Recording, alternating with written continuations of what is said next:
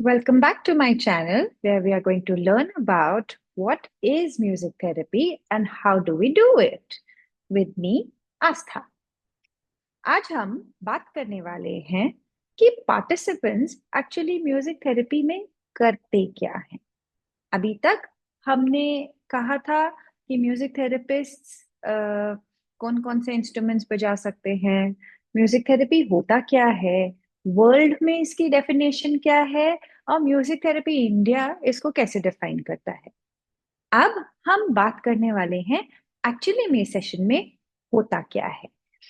Generally music therapy के session में आप देखेंगे कि मोस्ट ऑफ द टाइम हम बात करते हैं improvising, recreating, composing and listening to music.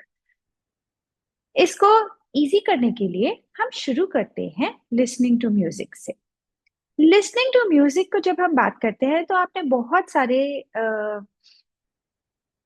Explanations and evidences देखे होंगे कि साउंड हीलिंग, गोंग हीलिंग, आप लेट जाएं और रिलैक्सेशन के लिए कोई राग सुने, ये सब चीजें बहुत ज्यादा आती हैं। ये एक पार्ट ऑफ म्यूजिक थेरेपी है, बट सब कुछ यही है ऐसा नहीं है। चलिए इसको थोड़ा सा डिफरेंट तरीके से एक्सप्लेन करते हैं। लिसनिंग टू म्यूजिक, इसमें जो भी इनपुट जाएगा वो एक म्यूजिक थेरेपिस्ट के थ्रू जाएगा। जो म्यूजिक डिसाइड होगा वो वाया और या बाय म्यूजिक थेरेपिस्ट होगा। उसमें क्लाइंट का या मेरे पेशेंट का या जो इसमें अटेंड कर रहे हैं उनका कम से होगा। ये मोस्टली ग्रुप थेरेपी की तरह यूज किया जाता है, जिसमें आप आते हैं, आप कनेक्ट करते हैं, कॉन्सर्ट्स में जाते हैं, एक साथ म्यूजिक सुनते हैं, उसको कहते हैं लिसनिंग टू म्यूजिक। इसके बारे में हम डिटेल से आगे बात करेंगे। इम्प्रोवाइजिंग, जब हम इम्प्रोवाइजिंग की बात करते हैं तो इट इज ऑल अबाउट हम म्यूजिक को म्यूजिक के थ्रू आगे कैसे बढ़ाएं, किसी को जानने के लिए, किसी को समझने के लिए म्यूजिक का यूज करते हुए आगे कैसे बढ़ें। ये एक बहुत इम्पोर्टेंट मीन्स है जिसके बारे में हम बहुत ज्यादा बात करते हैं when it comes to music therapy session. Recreating music, जो म्यूजिक ऑलरेडी दे दिया गया है या मार्केट में है उसको कैसे रिक्रिएट किया जा सकता है। कई बार वर्ड्स चेंज करके, कई बार लिरिक्स चेंज करके, कई बार उसमें अपनी लाइंस डाल के, कई बार किसी ने उसको लिखा पर किसी और की ट्यून पिक करके कुछ और लिरिक्स लगा के, ऐसे करके बहुत सारा रिक्रिएशन भी होता है। कई बार एक लाइन पिक करके और उसके बाद उस म्यूजिक को रिक्रिएट करके। So recreating is also one of important aspect of music therapy session. Composing, this is something very interesting and very meaningful while we do music therapy sessions. Composing मतलब जब हम अपना सेशन लेते हैं तब क्या हम उनके साथ, अपने क्लाइंट्स के साथ, अपने पेशेंट्स के साथ, जिन लोगों के साथ हम काम कर रहे हैं उनकी हेल्प करके हम उनको गाना लिखने में, गाना तैयार करने में, गाना रिकॉर्ड करने में उनकी मदद कर सकते हैं। It is not only about singing a song, it could also be about playing an instrument. It could also be about many other things. So, composing comes under all the periphery. चलिए अब इसे जानते हैं detail में। Improvising, जो improvising होता है generally भी आपने देखा होगा कि जब आप एक ग्रुप में बैठ के, म्यूजिशियंस लोग जब एक ग्रुप में बैठ के कुछ भी गाना बजाना करते हैं तो वो मोस्टली देखा जाता है कि वो इम्प्रोवाइजिंग की तरफ जाता है। इम्प्रोवाइज आप किसी में भी कर सकते हैं। अगर लाइफ में आपने कभी ड्रम सर्कल अटेंड किया हो तो वो भी इम्प्रोवाइजेशन में भी काउंट होता है, जहां पर आप अपना एक एरिया या अपनी एक लाइटलीनेस से जो चाहें वो प्ले कर सकते हैं और उसमें अपने अकॉर्डिंगली, अपने पेस पर उसमें रिएक्शंस दे सकते हैं।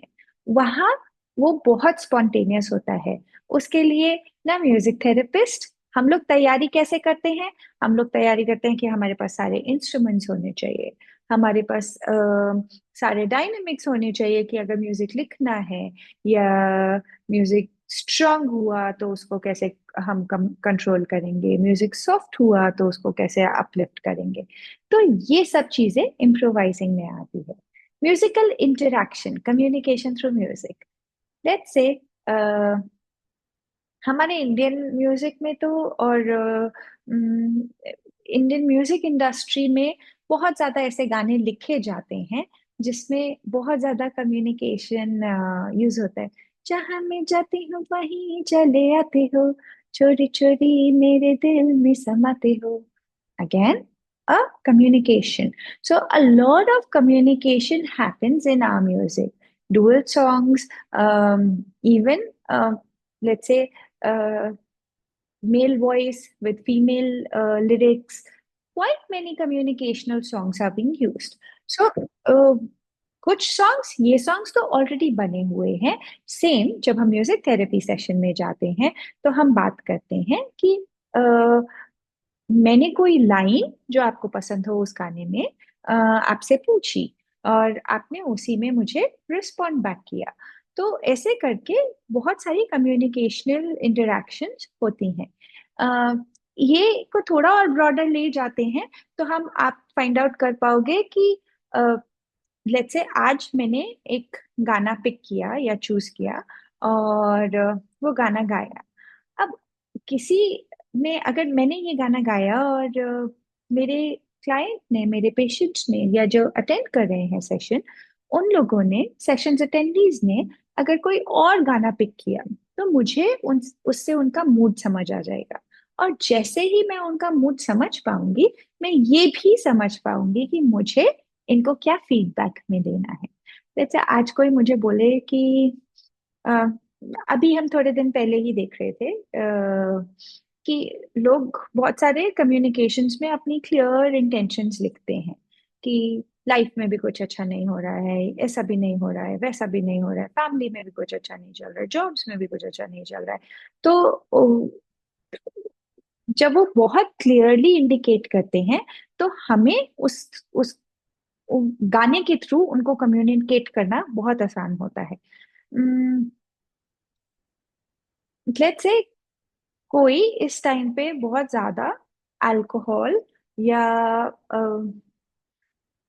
कोई और ड्रग कंज्यूम कर रहा है, कहीं ना कहीं वो हॉस्पिटल या साइकाट्रिक हेल्प अभी तक नहीं ले रहा है, और पर उन्होंने आइडेंटिफाई कर लिया है कि ये ज्यादा हो रहा है and I am not liking it in my body. इस टाइम पर हम क्या कर सकते हैं? इस टाइम पर हम उनको ऐसे गाने हेल्प आउट कर सकते हैं जानने के लिए जो ये कम्युनिकेट कर सकें कि यस आई अंडरस्टैंड कि आप इस लेवल में हैं या इस एरिया में हैं, और आपको कोई नोटिस भी नहीं कर रहा है, ये भी आप देख पा रहे हैं, but do not worry, we are with you. So ये communication could be a very good starting point for the further communication. So these are all the areas that we generally look upon and then start working. So communication is very well done when we talk about improvising. Now it comes to music making, singing, playing in the moment. So कई बार improvisation का एक बहुत अच्छा outcome होता है जहां पर हम, जिसको हम जनरली एक्सपेरियंशियल सेशन बोलते हैं। ये पर्टिकुलर सेशन जनरली जो भी म्यूजिक थेरेपिस्ट बनना चाहते हैं उनको इसके थ्रू जाना चाहिए, क्योंकि ये ग्रुप डायनामिज्म को एक्सप्लेन करने के लिए और अंडरस्टैंड करने के लिए हेल्प करता है। अब इसमें होता क्या है कि आपको फ्रीडम है ये चूज करने के लिए कि जितने भी इंस्ट्रूमेंट्स आपके आगे पड़े हैं उनमें से आप कुछ भी पिक कर सकते हैं। आपको ये भी फ्रीडम है कि अगर आपको प्ले करना है तो आप प्ले करेंगे, नहीं प्ले करना है तो नहीं प्ले करेंगे। It could be instrument, it could be your voice, it could be anything. ना, ऐसे में आप चूज करने लगते हैं, पिक करने लगते हैं, और उससे ग्रुप डायनेमिज्म, शायद कोई और उस टाइम में उस ग्रुप में कुछ और फील कर रहा हो और आप कुछ और फील कर रहे हो, तो वो जहां भी है वो कैसे बैलेंस और सिंक में आके एक साथ होते हैं, is something which is very interesting to see and very interesting to learn. जब हम लोग फिजिकली कोई भी म्यूजिक थेरेपी कोर्स अटेंड करते हैं, which is more than 1 years to 2 years, then you generally go through this parameter, which is very exciting and very good. I will be explaining you. You can do it at your places, or you can surely come to our center to do it with us. Now, responding to the sounds alone or with the therapist or by turn taking. Now, when we talk about responding to the sounds, mostly what happens is that आप कुछ सुनते हैं तो आपके reactions आते हैं.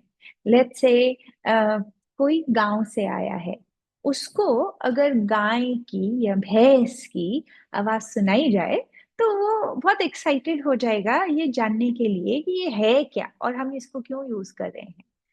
या किसी का घर ट्रेन के ट्रैक के पास में है और वो पेशेंट अभी हॉस्पिटल में आया है, and somebody had stroke but not responding, or somebody is in coma but not responding. अब घर के बारे में बात करने के लिए अगर हम उन साउंड्स को यूज करते हैं, then it gets very easy for getting a response back. Now, so we do a lot of call and response over the sounds. Also, there is a lot of turn taking. If I said something, you say something. Could be a musical thing that it's my time to play. Then when I stop, it's your time to play. Now, this is one of an interesting thing which we generally use for our children when we do music therapy sessions. Children with autism, children with ADHD, to help them to even learn how to control themselves and wait and take a turn.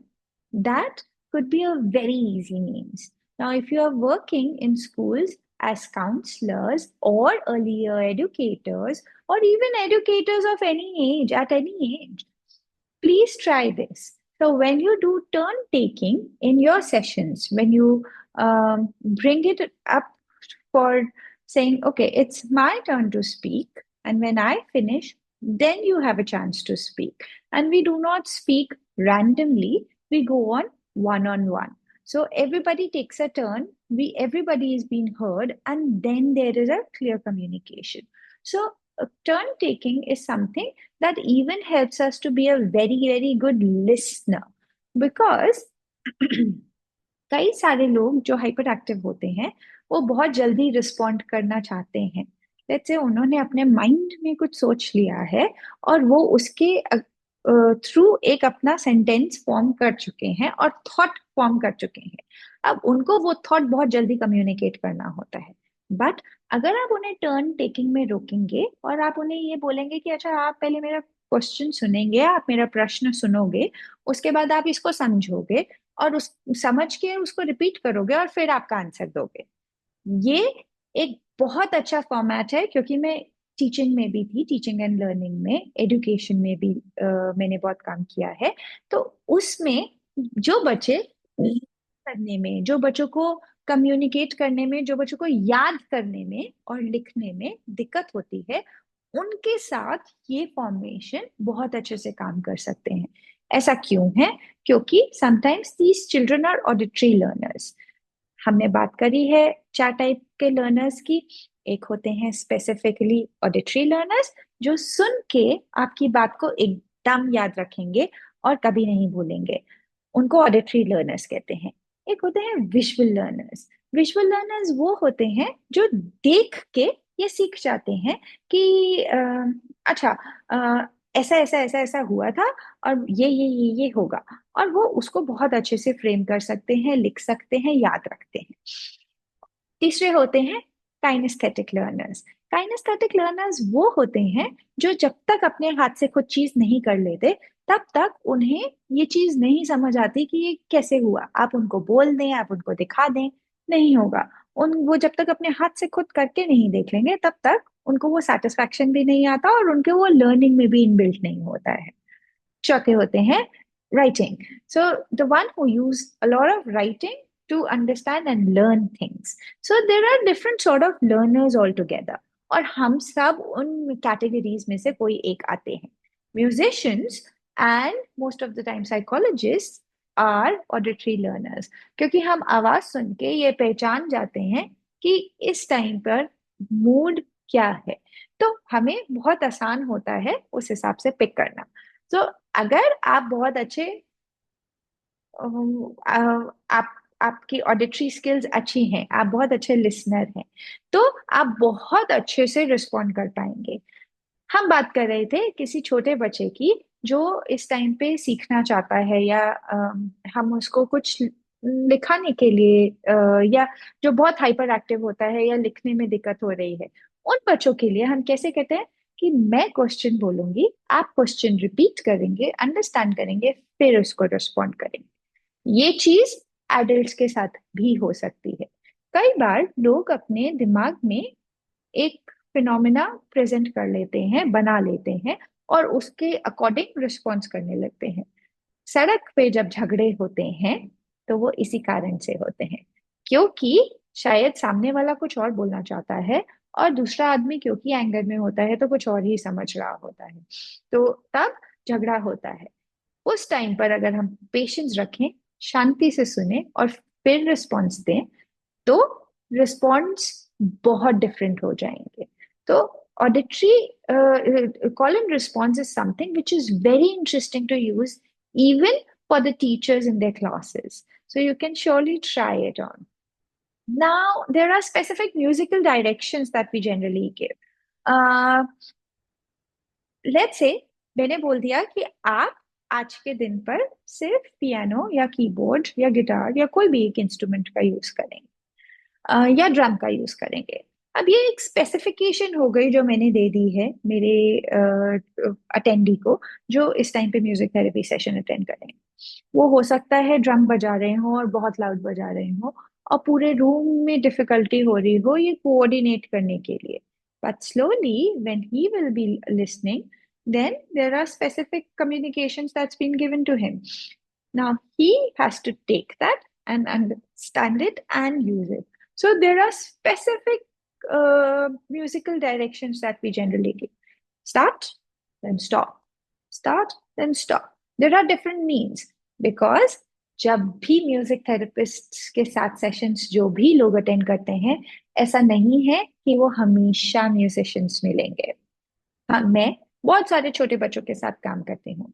वो सारे बच्चे musicians तो नहीं होते, उनको music पसंद हो सकता है पर वो म्यूजिशियंस नहीं होते हैं। तो हम अपनी म्यूजिकल स्किल्स को ऐसे डिजाइन करते हैं जो इजी हो to understand and take the feedback. So जितनी इजी होंगी उतना लोगों को एक्सेप्टेबिलिटी होगी और आसानी होगी ये चीज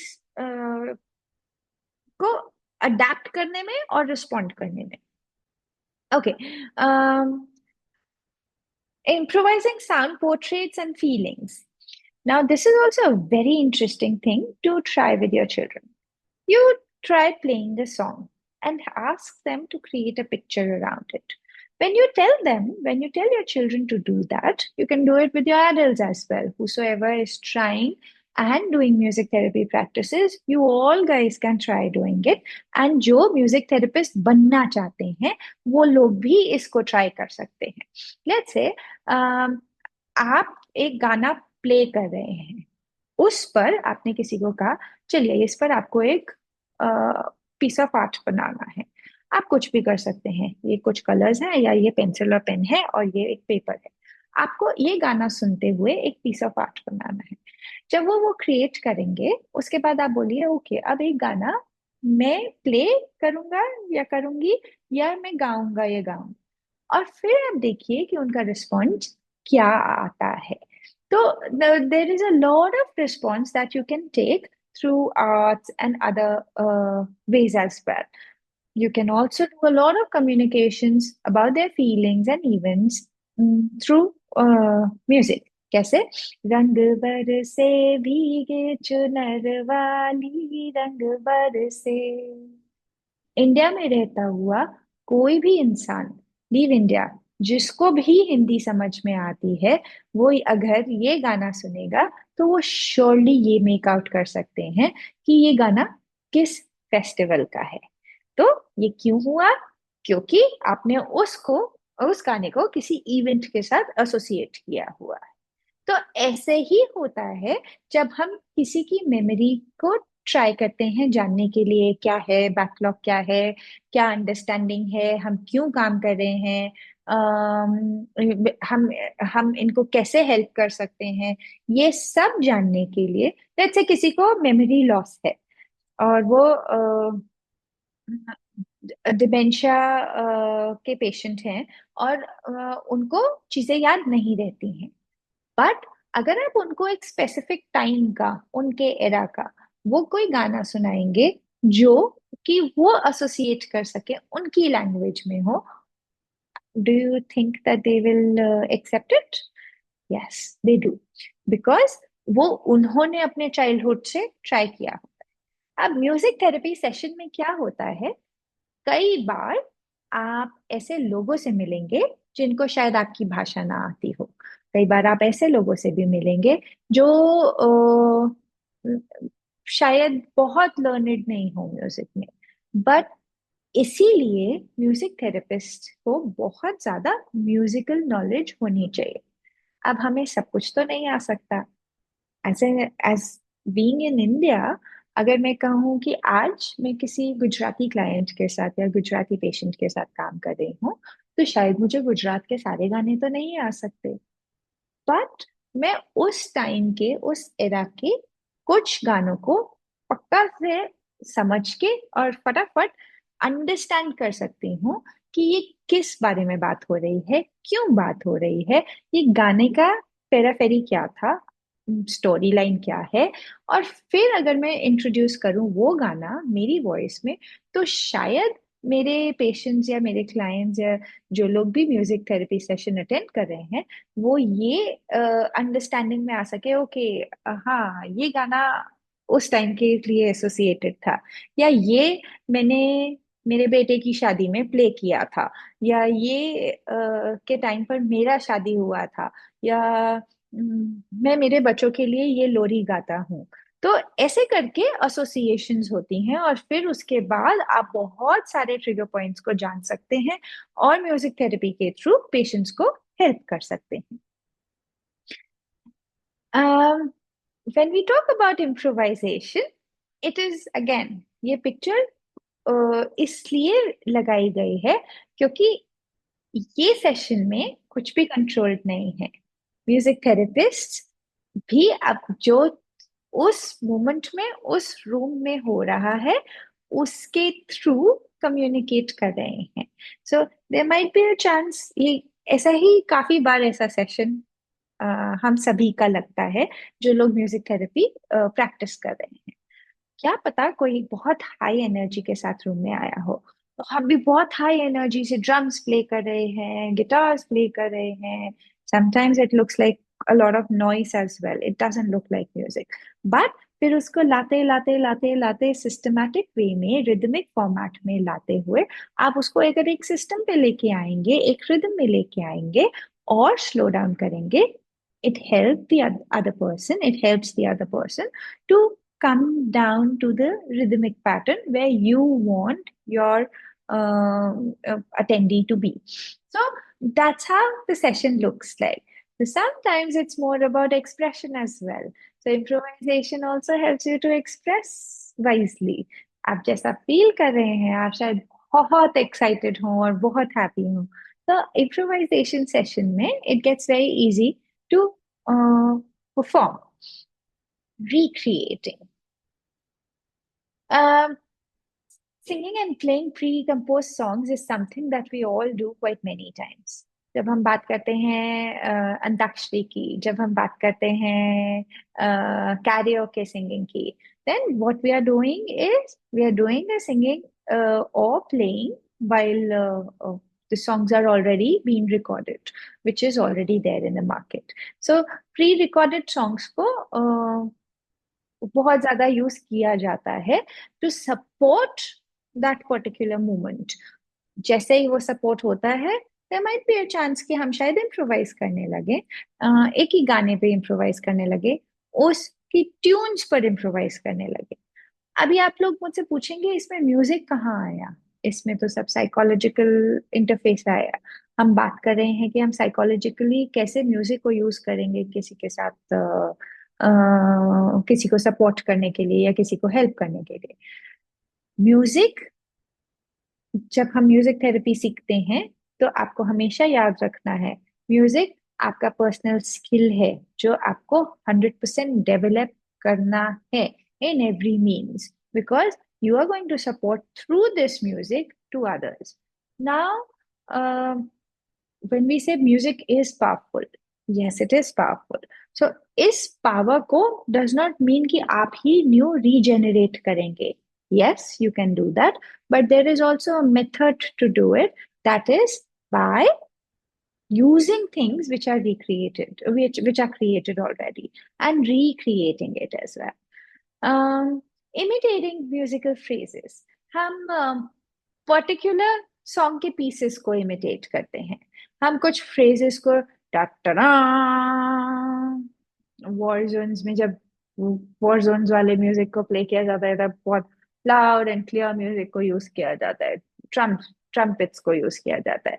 सो we are very clear how to imitate music. So musical phrases को दोबारा इमिटेट करके उसकी दोबारा रीस्ट्रक्चर करके according to our attendees, according to people who are attending our sessions, हम इसको यूज करते हैं। participating in a sing along, everybody knows antakshari खेलते हैं। लेट्स से आज मैं आपको बोलूं, अभी सीजन है बारिश का, तो मैं आपको बोलूं बारिश, तो सबके लिए कोई अलग गाना दिमाग में आएगा। बट अगर अभी हमने थोड़ी देर पहले सीखा टर्न टेकिंग, अगर हम टर्न टेकिंग वाइज चल रहे हैं, everybody gets a chance and one of the person has to sing a song, there might be a chance they sing बरसो रे मेघा मेघा, और there might be a chance कि कोई बहुत बूढ़े आदमी के पास बारिश का सॉन्ग पहुंचा, बारिश एज अ थीम पहुंचा और वो कुछ और पिक करके गाए। सो every person has their own capability and understanding of each feeling, and they correlate with different songs. So it is different time, different songs, different people. So आप इसको generalize नहीं कर सकते कि ये एक ऐसी चीज है जो सबके साथ काम कर जाएगी। सो इसलिए sing along is something very interesting and people love participating in it. Performing a piece of from memory, same चीज जो अभी तक हम बात कर रहे थे कि हम वो गाना जो लेट्स से किसी थीम पर या किसी चीज से कोई कनेक्ट कर सकता हो, कोई लोरी हो सकती है, किसी की शादी में बजने वाला गाना हो सकता है,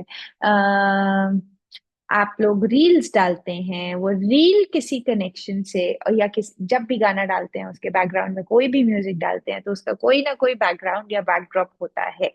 वो रील क्यों उस गाने पर डाली गई है is all about your likeliness to that particular moment. So that's how it is gauging your memory. Same, कई सारे लोग एसोसिएट करते हैं कि अच्छा हम पहाड़ जाएंगे, तो पहाड़ देखेंगे तो फ्लूट बजना चाहिए, समंदर देखेंगे तो कोई स्ट्रिंग इंस्ट्रूमेंट बजना चाहिए। There are many people who associate different sounds as well. तो अगर, क्योंकि मैं सिंगर हूँ, मेरा प्राइमरी म्यूजिक एरिया सिंगिंग है, इसलिए मैं बहुत ज्यादा एग्जांपल्स देती हूँ singing के, but that does not mean that singing is the only way to do the whole concept of it. Why is it important? Because Indian music में भी सबसे पहले गायन को रखते हैं, गायन, वादन, नृत्य। सो ये तीनों चीजें संगीत में रखे जाते हैं। तो जब when we talk about that, when we talk about music, then it comes like that. So because I am a singer, that's why I give more examples around it. Somebody who is good in drumming might give you more drumming examples.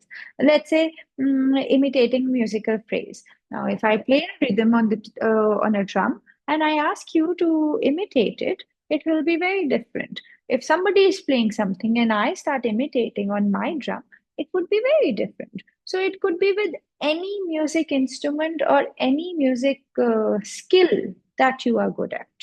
So that's where, please keep in mind, this is for all sort of musicians. Working out the musical interpretation and composition. Again, जब हम कोई गाना pick करते हैं, वो हमने गाना क्यों पिक किया है, उस गाने के पीछे पिक करने के पीछे वो हिस्ट्री क्या है, is something that we start evaluating and helping people to understand. And there is a lot of conversation, or there is a lot of journey that starts beyond it. So it's not only about one song done, it's also about the journey from there. So let me help you with one of um, a very beautiful example. So there was one of my patient whom I was attending in the hospital. Now this particular person uh, was in a very difficult situation, didn't wanted to go out, or like didn't like to be in the hospital. Later, after a year, he didn't wanted to go out of that comfort zone because he was very comfortable doing everything that was being asked and everything was happening. Now, when he used to be using music in a music therapy session, he used to be well dressed and sit straight, up straight, and then sing with all air filled in his lungs. He was not knowing any musical skills per se, but he had an imagination of being a singer.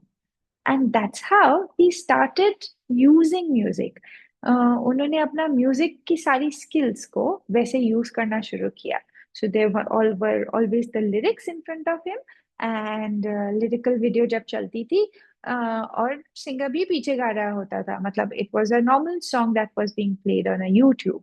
और वो जब play करते थे और वो जब गाते थे, तो he was very sitting upright and clear in his voice and throws and everything.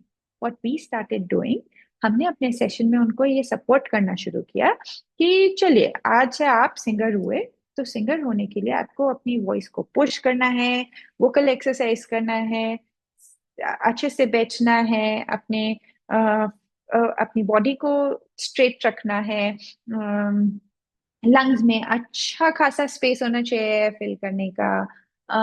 सो इससे सबसे पहले जो हम उनका छुड़वा पाए, वो था स्मोकिंग एडिक्शन. क्योंकि जब उन्होंने ये एहसास किया कि मैं सिंगर बनना चाहता हूँ, जब उन्होंने ये सोच लिया कि मैं सिंगर बनना चाहता हूँ, तो उस सपोर्ट से giving a feedback saying then you have to leave smoking, because then your throat won't give you a lot of good clarity if you are going to smoke, because then you'll cough, you will have less space in your lungs, and just because of that, the smoking reduced to quite some levels.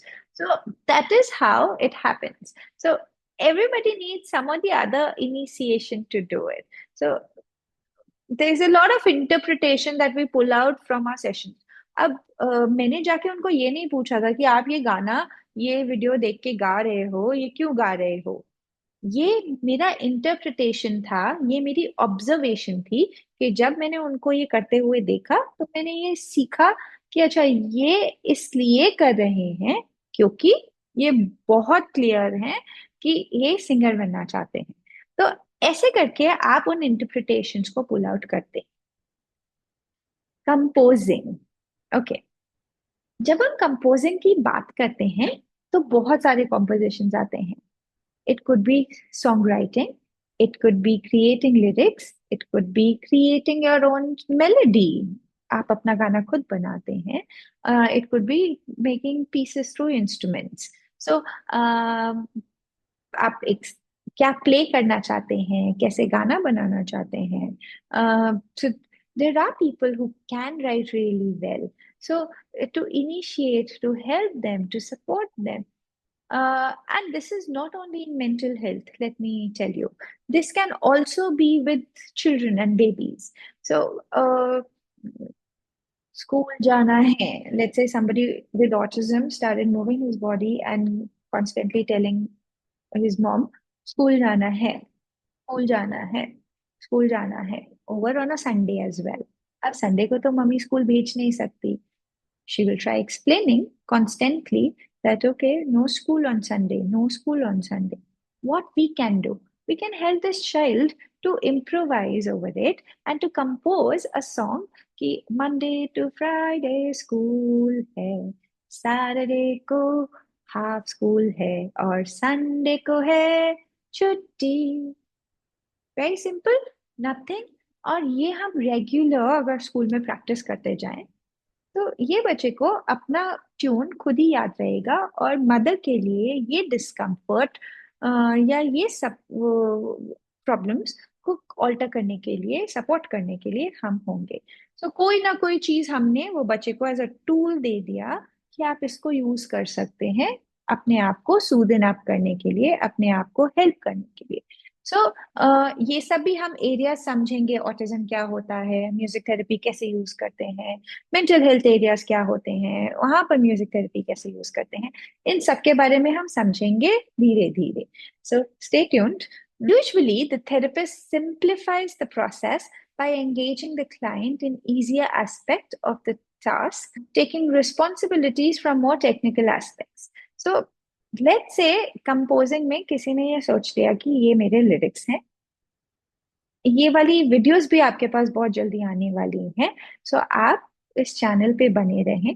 और ये videos को हम directly post नहीं करेंगे, but whosoever is learning about music therapy and get in touch with us, we'll surely be sharing with you.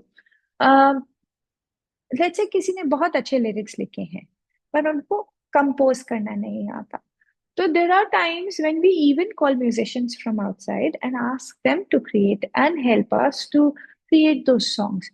There might be a very nice melodies that you can create. So these are all the ways that music that are used in a music therapy session. Now receptive, passive हम already बात कर चुके हैं कि जब आप आराम से रिलैक्स करें, लेट जाएं और गाना सुने, या आपके अराउंड गॉन्ग्स या बेल्स प्ले करी जाए टू सूदन अप योरसेल्फ. उसमें जब हम इंडियन आइडियोलॉजीज को लेते हैं तो चक्रा हीलिंग और ये सब आते हैं. और हम वेस्टर्न आइडियोलॉजीज को लेते हैं तो what is the frequencies of the sound, वो आती हैं. टेक्निकली बात दोनों सेम है. जब आप इस बारे में समझना शुरू करेंगे तो आप लेटर अंडरस्टैंडिंग में आएंगे that it is absolutely the same thing that we are talking about. So there is just a difference of how we give our statements, but ideologically, at the end result, you will find it the same. Listening to live and recorded music. This is a very supportive thing. I would recommend all the people who are above 60 or above 55, somebody who is into the zone of retiring, should surely go on listening to music. हम listening to music उनको क्यों बोलते हैं? क्योंकि there is some rhythm pattern that is going on behind. Music को किसी को भी सपोर्टिव एंगल में देने के लिए क्या होता है, हम बोलते हैं आप रेडियो सुनिए, आप डिवाइसेस जिसमें म्यूजिक रिकॉर्डेड हो, आपके फेवरेट रिकॉर्डेड हो, वो सुनिए. क्यों सुनिए? क्योंकि जब आप वो बैकग्राउंड में चलता रहता है तो आप जो काम कर रहे हैं उसके साथ वो बहुत ज्यादा किस में रहते हैं, रिदम्स में रहते हैं. So that is one of a very interesting and a beautiful thing which we generally tell our clients and patients to go on doing it. Even to anybody who comes and say हम क्या करें, हम उनको सबसे पहले यही कहते हैं आप गाना सुने, जो आपको पसंद हो, जिस लैंग्वेज में पसंद हो, रेडियो सुनना पसंद हो तो जरूर सुनिए. अब listening to music is not only for the oldies. आप गाड़ी चलाते हैं तो आप रेडियो सुनते हैं या अपने फेवरेट सॉन्ग सुनते हैं, वो सब कुछ रिलेटेड होता है आपके मूड पर. देर आर टाइम्स जब आप बहुत सैड सॉन्ग सुन रहे होते हैं, देर आर टाइम्स जब आप बहुत हैप्पी सॉन्ग सुन रहे होते हैं, जब आप छुट्टी पे जा रहे होते हैं तो आपकी प्लेलिस्ट ही अलग होती है. ये बहुत इजी होता है. मेरे जनरली आप कहीं पर भी अगर वर्कशॉप लेंगे मेरे साथ, या आपने कोई भी ऑनलाइन इंटरव्यू सुना होगा तो आपने ये जरूर सुना होगा कि ये एक बहुत बहुत इम्पोर्टेंट एरिया होता है जिस जो कंसर्न जो मैं जनरली बोलती हूँ. आपको किसी के बारे में जानना है तो उसकी प्लेलिस्ट को देखें. अगर आप उनकी प्लेलिस्ट में देखते हैं कि बहुत ज्यादा सैड सॉन्ग सुन रहे हैं, दैट सिंपली मीन्स आज के टाइम पर आपको उनसे बात करनी है कि भाई चल क्या रहा है। और प्लेलिस्ट चेंज होके थोड़ी हैप्पी जोन्स में जाने लगी है, दैट सिंपली मीन्स कि आप स्टेबल हो रहे हैं। So it is very important to see how your playlist goes. For self reflection as well, it is one of an interesting thing to see. आप किस बारे में इस टाइम पर सोच रहे हैं, या आपके थॉट प्रोसेसेस किस बारे में है, वो भी रिफ्लेक्शंस आपको आपकी प्लेलिस्ट से मिल जाएगा। शायद आप बहुत ज्यादा पहाड़ों के गाने सुन रहे हो, शायद आप बहुत ज्यादा ऐसे गाने सुन रहे हो जिसमें जो फास्ट हो, फास्ट पेस हो, रिदमिक हो। उससे ये जान सकते हैं कि इस टाइम पर आपकी फीलिंग्स क्या है, आप कैसा सोच रहे हैं, आप किस मूड में चल रहे हैं। Listening can also mean that we are also focusing upon, while we are doing our exercises, we are doing our other things. So हम इसको हॉस्पिटल सेटिंग्स में कैसे यूज करते हैं? लेट्स से कोई ऐसे पेशेंट आए हैं जो जिनको स्ट्रोक आया है, और उसके बाद जब हम रिहैब कर रहे हैं, रिहैबिलिटेशन प्रोसेस कर रहे हैं, तब हम उनको बोलते हैं चलिए आपको फिजियोथेरेपी करना है। अब कई बार कई लोगों के लिए फिजियोथेरेपी बहुत बोरिंग होता है, तो हम उन्हें क्या सजेस्ट करते हैं कि आज से आप अपना म्यूजिक चलाइए और ये चार गानों पर आपको रिदमिक वॉक करना है, रिदमिक हैंड्स देने हैं। और ये वैसे भी हो सकता है कि क्या आप मुझको बॉल देंगे, और उन्होंने मुझे बॉल दी, शायद बहुत धीरे दी, और बाद में वो स्पीड बढ़ती चली गई। क्या आप मुझसे बॉल लेंगे, और बॉल ले ली। तो ये शायद पहले बहुत धीरे चल रहा हो, और फिर ये इसको हम फास्ट कर, हम उनके प्रोसेस को उनके पैटर्न में ट्यून करके उनको आगे हेल्प करते हैं, सपोर्ट करते हैं कि आप इसको और ज्यादा यूज कीजिए। Generally see that you people, or most of the people, generally use it when they go to gym, when they exercise, when they walk, or when they are doing their yoga sessions. So music is everywhere. How we use it is something that is very important to know, and that can help you to understand where you are. So that can also support you to say कि अच्छा अब मुझे शायद external help की जरूरत है, अब मुझे किसी से बात करनी चाहिए। So this is a good way that आप सेल्फ रिफ्लेक्शंस भी कर सकते हैं थ्रू म्यूजिक। हम इस बात करते करते या गाना सुनते सुनते बहुत सारे रिफ्लेक्शंस करते हैं। कुछ लोग लिखते हैं, कुछ लोग ड्रॉ करते हैं, कुछ लोग खाना बनाते हैं। आपने बहुत सारी हाउस होल्ड वुमेन को देखा होगा, इवन मुझे ऐसा नहीं बोलना चाहिए, बट जनरली आप देखेंगे खाना बनाने के टाइम पर अगर आप म्यूजिक चलाते हैं, या कुछ भी करने के टाइम पर आप म्यूजिक चलाते हैं, तो it gets very easy to do it. अब ये सब बातें हम क्यों कर रहे हैं? क्योंकि अब हम इंडिविजुअलाइज्ड लिविंग करने लग गए हैं। हम बहुत ज्यादा न्यूक्लियराइजेशन पर जा रहे हैं। हम न्यूक्लियर फैमिलीज में रहते हैं, अलग रहते हैं, दूर रहते हैं। वेर एज अगर आप आज भी किसी गांव में जाएं, या आज भी ऐसे एरियाज में जाएं जहां पर खेती होती हो, जहां पर लोग एक साथ काम करते हो, उनकी किचन्स एक साथ चल रही हो, तो आप देखेंगे उनके अपने गीत होते हैं। आप शादी में जाते हैं तो शादी में सुनते हैं उनके अपने गीत होते हैं। वो सब क्या है? वो सब है लिसनिंग टू म्यूजिक। बच्चे, नीचे से आने वाली जनरेशन कैसे सीखती है? सुन के। So it's all about listening. तो listening is a very very important thing. And जो म्यूजिक थेरेपिस्ट बनना चाहते हैं, उनको भी आज मैं बताना चाहती हूँ कि सबसे इम्पोर्टेंट स्किल जो आपको गेज करनी है, वो है लिसनिंग की। Does not mean does not mean that आपको फीडबैक्स नहीं देने हैं, but listening is the key. आगे बढ़ते थे। Who is a music therapist? Music therapist होते कौन है? और म्यूजिक थेरेपिस्ट बनने के लिए क्वालिफिकेशंस क्या चाहिए होती हैं? आपको म्यूजिक की बहुत थॉरो नॉलेज होनी चाहिए। आपको ये पता होना चाहिए कि म्यूजिकल स्किल्स में जब आप किसी से बात करें तो आप एक अंडरस्टैंडिंग भी ले सकें। What does that mean? शायद मैं सिंगर थी जब तक मैंने म्यूजिक थेरेपी कोर्स नहीं किया था तब तक। बट जिस दिन मैंने म्यूजिक थेरेपी कोर्स कर लिया, मैं सिर्फ सिंगर नहीं रह गई हूँ। अब शायद मुझे सारे इंस्ट्रूमेंट्स के बारे में पता है, थोड़ी नॉलेज है, मैं उनके बारे में बात भी कर सकती हूँ, मैं उन्हें अंडरस्टैंड भी कर सकती हूँ और थोड़ा बहुत प्ले भी कर सकती हूँ। तो एक म्यूजिक थेरेपिस्ट को ऑलमोस्ट सारे सॉर्ट ऑफ इंस्ट्रूमेंट्स बजाने आने चाहिए। उनके पास म्यूजिक की क्लियर नॉलेज होनी चाहिए। सो अगर आप अपनी एजुकेशन में 9th 10th 11th 12th में म्यूजिक लें तो बहुत अच्छा होगा। ग्रेजुएशन अगर म्यूजिक से करें तो भी बहुत सपोर्ट मिलेगा। और वो नहीं है तो आपको आज से ये देखना है कि कौन कौन से म्यूजिक कोर्सेज हैं जो आप सीखना चाहते हैं या सीख सकते हैं। आप म्यूजिक के कोर्सेज सीखना शुरू करिए, क्योंकि म्यूजिक की नॉलेज होना is one of the primary goal to become a music therapist. ऐसा नहीं है कि हम कह सके जिनको म्यूजिक थोड़ा बहुत आता है उनके लिए भी music therapy as a course होता है और कर सकते हैं। आप जरूर कर सकते हैं, आप जान भी सकते हैं, आप शायद म्यूजिक थेरेपिस्ट बन भी सकते हैं।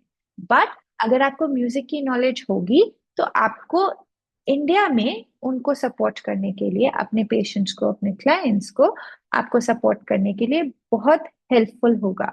क्योंकि म्यूजिक की नॉलेज होना बहुत इंपॉर्टेंट है।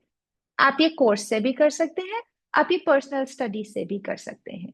सो कई लोग इंडिया में अभी भी गुरु शिष्य परंपरा पर म्यूजिक सीखते हैं। तो आप एब्सोल्युटली म्यूजिक थेरेपी कर सकते हैं और म्यूजिक थेरेपिस्ट बन सकते हैं। म्यूजिक की नॉलेज वेरी इंपॉर्टेंट। दूसरी प्राइमरी चीज होती है कि आपको साइकोलॉजी की नॉलेज हो।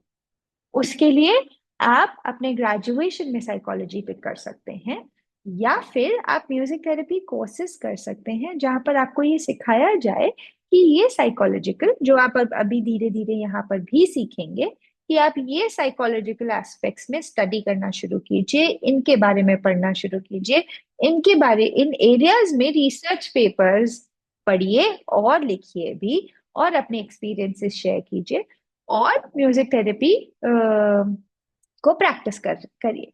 सो म्यूजिक थेरेपिस्ट के पास दो नॉलेज बहुत बहुत ज्यादा इंपॉर्टेंट है। और म्यूजिक थेरेपिस्ट को क्या आना चाहिए? अभी हमने बात करी, म्यूजिक थेरेपिस्ट को आनी चाहिए लिसनिंग एंड ऑब्जर्विंग स्किल्स।